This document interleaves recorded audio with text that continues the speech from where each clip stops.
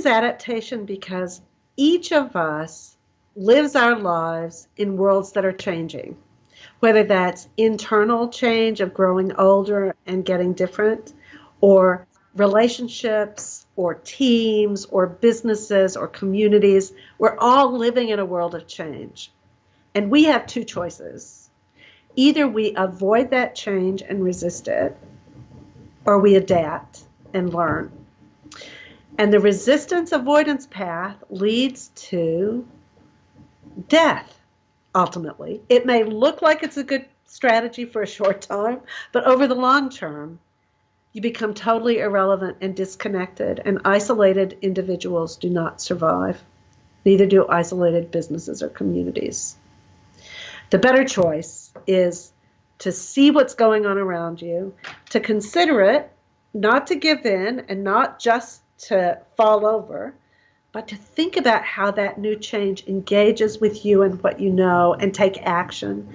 And that is adaptation and what we define as learning. And that's the pathway toward development, productivity, health, happiness, peace. All of the patterns that we want to create in human systems come because of the adaptation, which is learning. Because lifelong change is unavoidable. So because things are continuing to change throughout your life, if you don't continue to learn, you disconnect. And when you disconnect, then there's no possibility for growth and change. And so because change is perpetual, learning has to be perpetual if life is to be perpetual. We've been thinking a lot about networks recently, partly because social networks have become so important, social media, and because networks of transformation are being clear.